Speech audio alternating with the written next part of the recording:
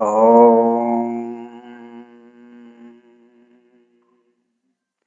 वन्दे भगवतीं देवीं श्रीराम च जगद्गुरुं पादपद्मोतयो श्रित्वा प्रणमामि मुहुर्मुहुः। ॐ भूर्भुवस्सुः तत्सवितुर्वरेण्यं भर्गो देवस्य धीमहि धियो यो नः प्रचोदयात्। शक्ति स्वरूपा बहनों एवं देवतुल्य भाइयों, आज सत्संग में जो चर्चा होने जा रही है बहुत ही महत्वपूर्ण विषय है, वर्ण और जाति व्यवस्था। वर्ण क्या है और जाति क्या है, बहुत ही गंभीर विषय है। इसको हम लोग भगवान से और गुरुदेव से प्रार्थना करेंगे कि इस बात को अच्छे से हम लोगों को समझ में आ सके कि वर्ण क्या है और जाति क्या है।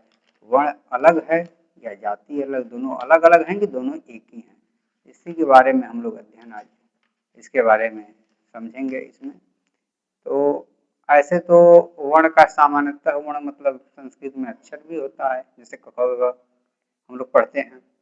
वर्ण मतलब रंग भी होता है, जैसे काला, लाल, सफेद, ये सब भी होता है। लेकिन सामाजिक दृष्टिकोण से जो है वर्ण जो है हमारे भारतीय संस्कृति सनातन में 4 वर्ण बताए गए हैं: ब्राह्मण, क्षत्रिय, वैश्य, शूद्र। ये 4 वर्ण हैं। अब हम समझते हैं कि ये 4 वर्ण जो है कहाँ से बने, किस प्रकार से बने। तो साथियों, हमें मालूम होना चाहिए कि ये वर्ण कहीं बनाई नहीं जाती है। ये वर्ण जब बच्चा जन्म लेता है तो उसके गुण कर्म स्वभाव में ये आ जाती है। जिसके गुण कर्म स्वभाव में जो रहती है वही सी वर्ण का वो कहलाता है। ये अलग बात है कि वो किस वर्ण में जन्म लिया है, किस जाति में जन्म लिया है, लेकिन उसके अंदर, लेकिन इसका प्रमाण देने के लिए क्या है, कैसे मालूम जाति में कहीं और जन्म लिया है, कैसे इसका मालूम चले कि ये इस वर्ण का व्यक्ति है। तो इसके लिए गुरुकुल जाना पड़ता है और गुरुकुल में गुरु के चरणों के समीप बैठ करके शिक्षा प्राप्त करने से वहाँ से मालूम चलता है कि हम ब्राह्मण हैं, क्षत्रिय हैं, वैश्य हैं या शूद्र हैं।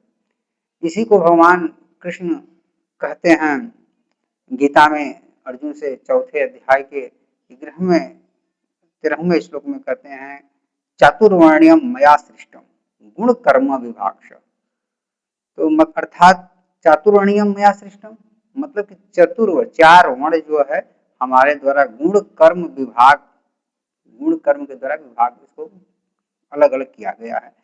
4 वर्णों को, ब्राह्मण, क्षत्रिय, वैश्य, शूद्र, इन 4 वर्णों के समूह को जो है गुण कर्मों के द्वारा जो है अलग अलग पृथक पृथक किया गया है। गीता में आगे भगवान 18वें अध्याय में भी 18वें अध्याय के 41वें श्लोक में भी बोलते हैं कि ब्राह्मण, क्षत्रिय, विषाम, शूद्राम च परंतप कर्मणानि प्रविभक्तानि स्वभाव प्रभवे गुणे। अर्थात कि हे परंतप, हे अर्जुन, ब्राह्मण, क्षत्रिय और वैश्यों के तथा शूद्रों के कर्म स्वभाव से उत्पन्न गुणों द्वारा विभक्त किए गए हैं। स्वभाव से अर्थात ये कहीं कहीं जन्म लेने से मतलब नहीं है, आपके स्वभाव में क्या है, और इस स्वभाव स्वभावतः बनकर ही आता है, ऊपर से ही बनकर आता है। लेकिन उसको प्रमाणित करने के लिए, उसको जानने के लिए, उसको समझने के लिए, उसको परखने के लिए जो है गुरु की आवश्यकता होती है। और गुरु जो है आपको बताता है कि आप किस वर्ण के हो। एक तरफ से आज सर्टिफिकेट जैसे मिलती है तो वो गुरु ही उसका सर्टिफिकेट एक तरफ से कहा जाए कि देने वाला है कि आप किस वर्ण में हैं। भगवान कहते हैं कि ये स्वभाव से है, तो स्वभाव तो जन्म से पहले से ही था, लेकिन व्यक्ति का स्वभाव परिस्थितियों के अनुसार और लोगों के संगत के अनुसार, कहा जाता है, कबीरदास जी कहे हैं कि संगत से गुण होता है, संगत से गुण याद। तो संग का भी बड़ा प्रभाव पड़ता है। अगर उसका स्वभाव बुरा है या अच्छा है तो अच्छे संगत में, बुरा व्यक्ति अच्छे संगत में आकर के अच्छा स्वभाव उसके अंदर आ जाती है, और अच्छे व्यक्ति का बुरा संगत में पढ़ करके बुरा स्वभाव आ जाता है, तो उसका वर्ण परिवर्तन हो जाता है। उसी को जो है कहा गया है, मनुस्मृति में बोला गया है, शूद्रो ब्राह्मण तामेति ब्राह्मण स्वेति शूद्रताम क्षत्रिया जातमेवं तुम विद्या दृश्यात् तथैव च। इसी बात को जो हम बताएं इसी को कहा गया है, अर्थात शूद्र जो है ब्राह्मण का पद प्राप्त करता है और ब्राह्मण जो है शूद्र के पद तक पहुंच जाता है। यही बात क्षत्रिय या वैश्य की संतान के संबंध में भी समझनी चाहिए। अर्थात मतलब कि भगवान तो जो गुण कर्म दिए हैं वो बचपन से है। आप देखे होंगे किसी भी व्यक्ति का कोई बच्चा है शूद्र परिवार में जन्म ले या वैश्य परिवार में जन्म ले या क्षत्रिय परिवार में जन्म ले, लेकिन उसका ध्यान में पूजन में बड़ा मन लगता है, बहुत रुचि लगती है।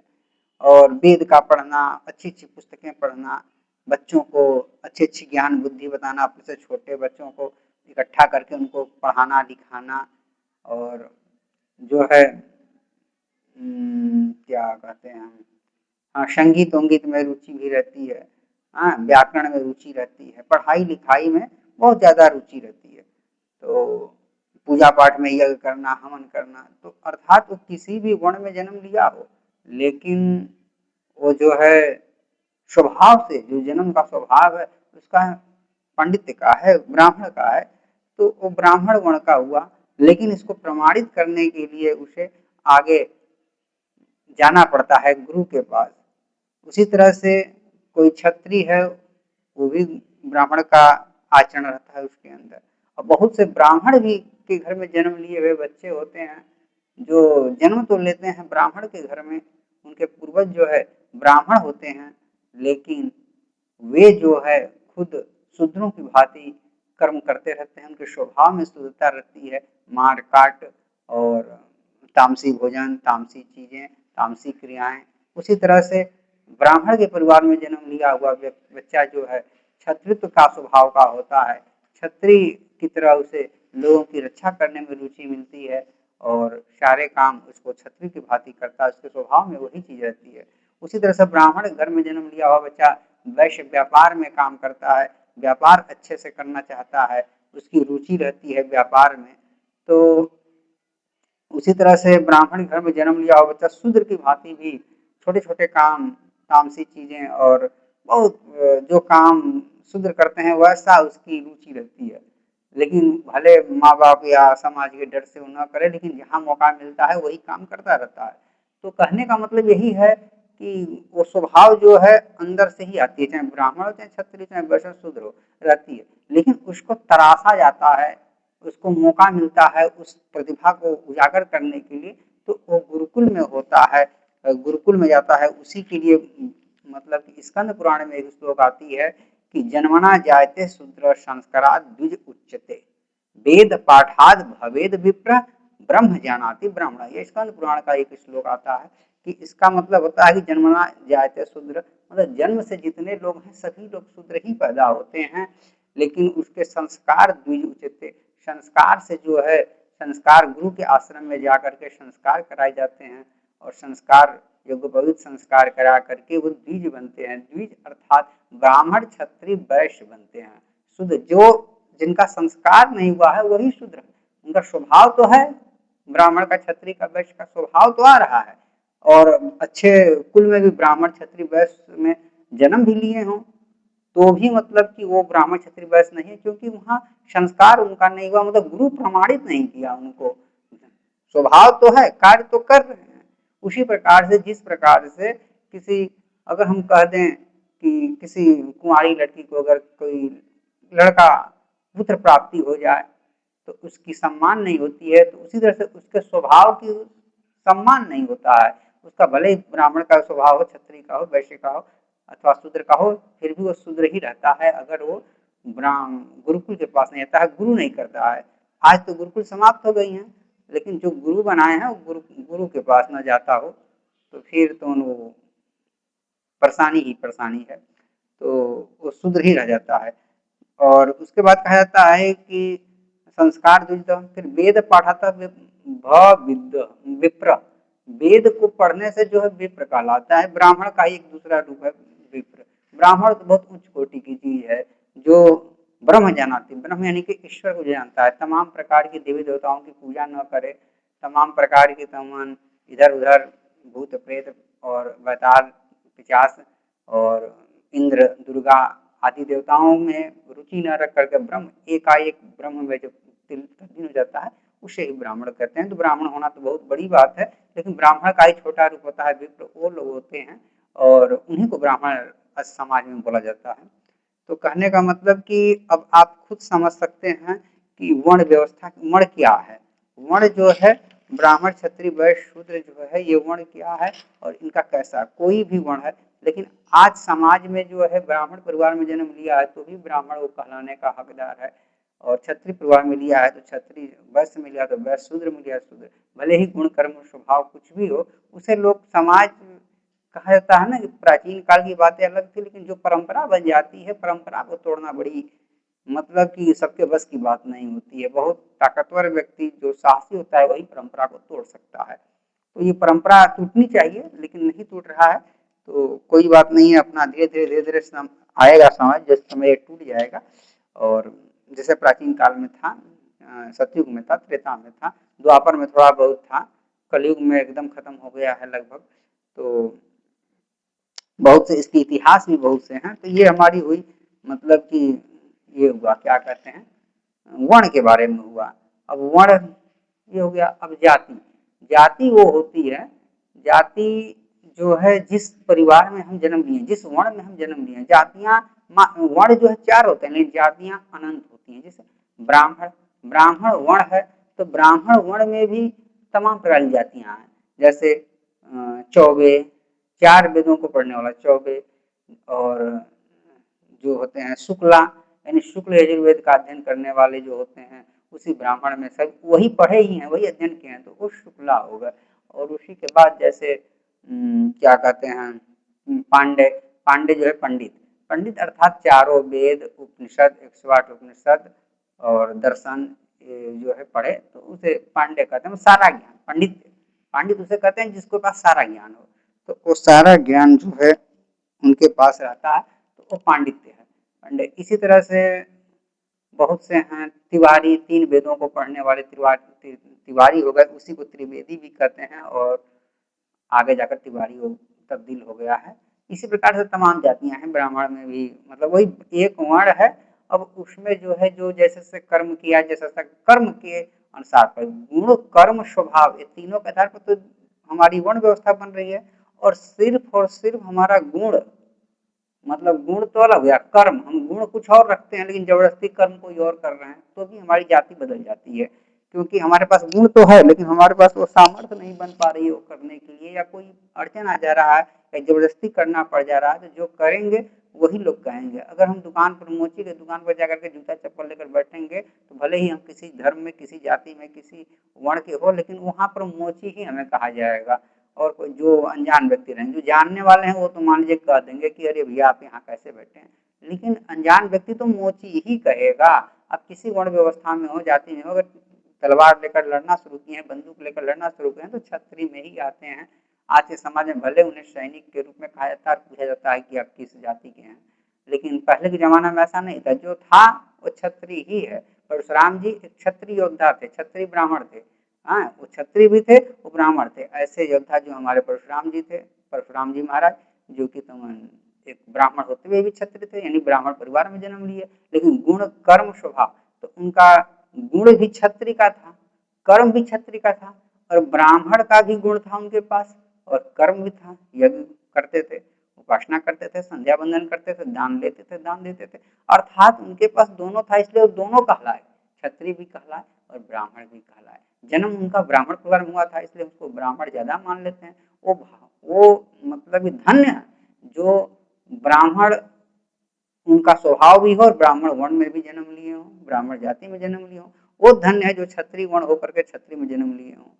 जैसा व्यवहार है वैसी घर में जन्म लिए हैं, वैश्य के जैसा व्यवहार हो और वैश्य घर में जन्म लिए हैं तो वो तो धन्य है, उनकी तो तरक्की होती है। लेकिन वो लोग बेचारे थोड़ा सा परेशानी झेलते हैं, थोड़ा उनको कष्ट होता है जो अन्य वर्ण में, अन्य वर्ण का होकर के अन्य वर्ण में जन्म लिए हों, तो उनके लिए होती है, क्योंकि समाज उन्हें मतलब स्वीकार नहीं कर पाता है। थोड़ा बहुत जो है मान्यता को मानने वाले, जो परंपराओं पर चलने वाले हैं, वो उसको स्वीकार नहीं कर पाते। इसीलिए वेद मूर्ति तपोनिष्ठ पंडित श्री राम शर्माचार्य जी कहे हैं कि परंपराओं की जगह पर विवेक का स्थान दो।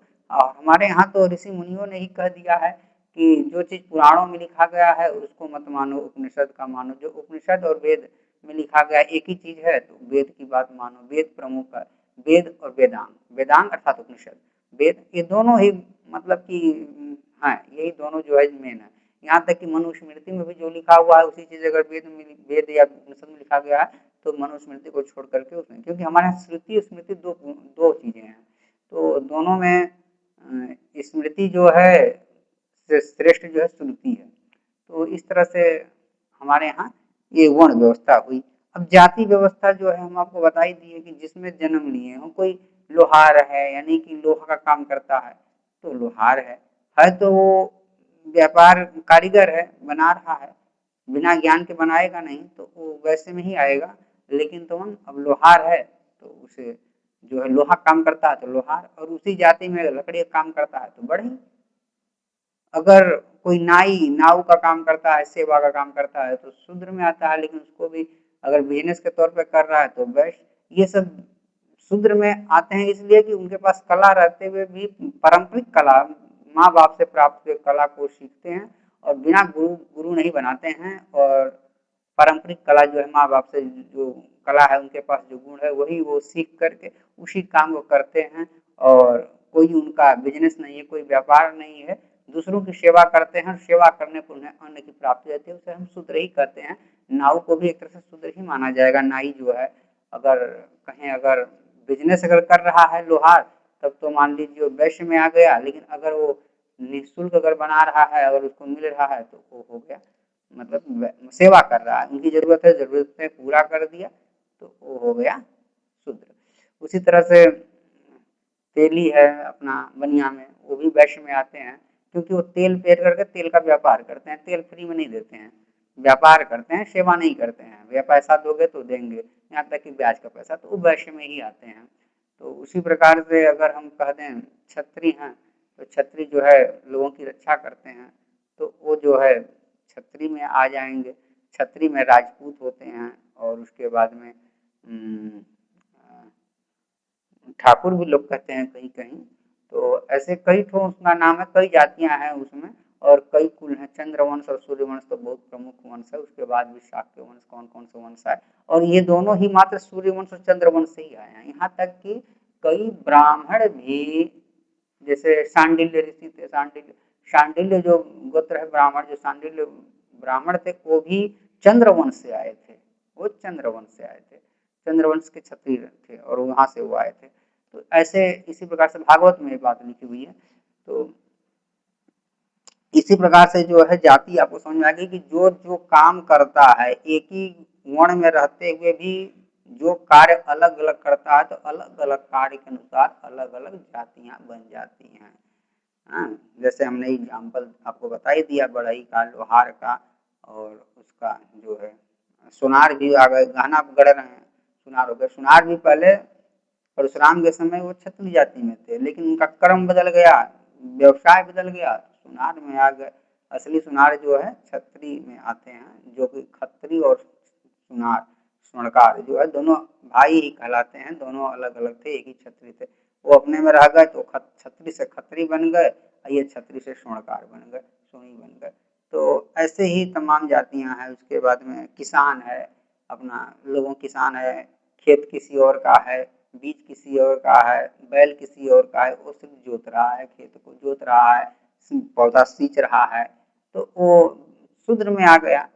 और वही अगर किसान जिसको जो कर रहा, जो किसानी कर रहा है, खेती बाड़ी में लीन है, उसका खेत है, अपना पशु जोत भी रहा है, बो भी रहा है, लोगों का हेल्प ले रहा है शूद्रों से, तो वो वैश्य में आ गया। जो किसान खेती करता है वो वैश्य में आ गया। और वैश्य में भी अलग अलग जातियां हो, जैसे किसानी हो गई, व्यापारी हो गई, हाँ, ब्याज पर पैसा देना लेना हो गया।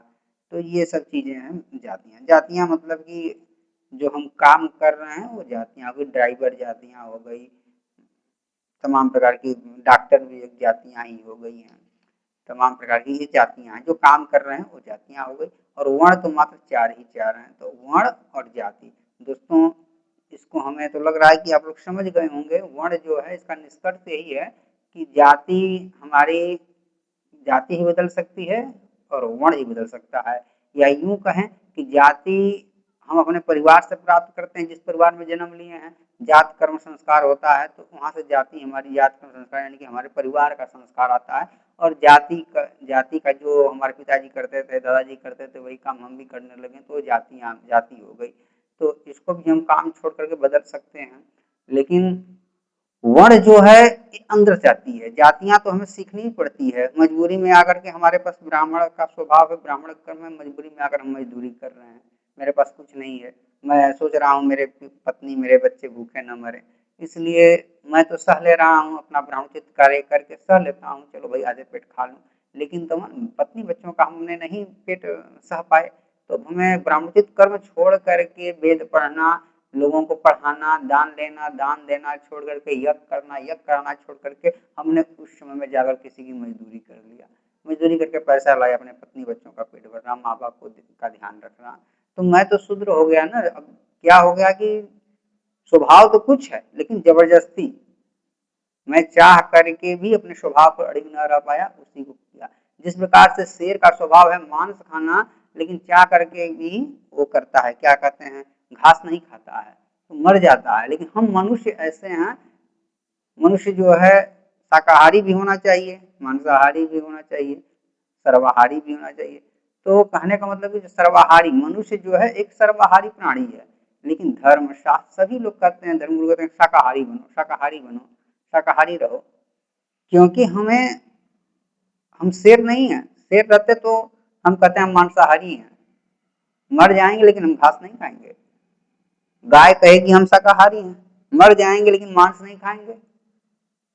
लेकिन कुत्ता बिल्ली जो है ये कहेंगे भैया मरेंगे नहीं, हम रोटी भी खाएंगे, हम मांस भी खाएंगे। तो उसी में कहा मनुष्य जाति भी उसी में की जाती है, जो कि कहती है भैया समय पर हम बदल जाएंगे। क्योंकि हम ईश्वर ने हमें हर प्रकार का गुण दिया है, हमारे पास ही कर्म करने की क्षमता है। चाहे हम अपने को देवता बना लें, चाहे हम असुर बना लें, चाहे पशु बना लें, चाहे हम शाकाहारी बना लें, चाहे मांसाहारी बना लें, चाहे सर्वाहारी ही रहें। लेकिन भगवान के यहाँ से सर्वाहारी तरह से मतलब हम कुछ भी जबरदस्ती खा सकते हैं ना, भाई जबरदस्ती लोग खा लेते हैं। ऐसे ऐसे पुराणों में ऐसा वर्णन है कि ऋषि महात्मा भी कभी कभी उनको खाना पड़ा मांस, भूखों अकाल पड़ा तो वहाँ खाना पड़ा, कुछ ऐसे ऐसे हुए। या ऋषि महात्मा के परिवार वालों को खाना पड़ा। भागवत में कि देवी भागवत में एक कथा आती है, जिसमें विश्वामित्र जी जो है नहीं रहते हैं, तो उनकी पत्नी बच्चे जो है मांस खाते हैं। तो कहने का मतलब यही है कि स्वभाव बदल सकता है, जबरदस्ती बदलना पड़ता है, अगर नहीं भी है तो यही है जाति और हमारा वर्ण। और सच में कहा जाए तो आप जो जैसा स्वभाव आपका है वही कर्म करिए, और वैसा ही आपका होना चाहिए। और भारत सरकार से यही प्रार्थना होनी चाहिए कि जो भी हम फार्म डालें, कहीं भी डाला जाए तो हम लोग लिखते हैं राष्ट्रीयता भारतीय, जाति, उसके बाद जाति के बाद काम खत्म। तो हम लोग उसमें वर्ण भी आनी चाहिए कि आपका वर्ण क्या है, जो कि शिक्षा से उसके गुरु उसको वर्ण प्रदान करें। स्कूल में भी आज गुरुकुल नहीं स्कूल है तो वही प्रदान लोग करें कि किस वर्ण में लड़का है। माँ बाप का वर्ण कुछ और हो सकता है, बेटे का वर्ण कुछ और हो सकता है। ये जरूरी थोड़ा है कि अगर बाप तुरंत जूता सिया है तो बेटा भी जूता सिए, बाप अगर तुरंत आर्मी में है तो बेटा भी आर्मी में है। हो सकता है आर्मी से ऊपर चले जाए। ये तो सृष्टि बदलना ही है, और नई पीढ़ी जो है आगे बदलती ही है। तो ऐसा ही होना चाहिए। अब आप लोग उसको समझिए। और धन्यवाद। शांति पाठ। ओम शांति शांति शांति।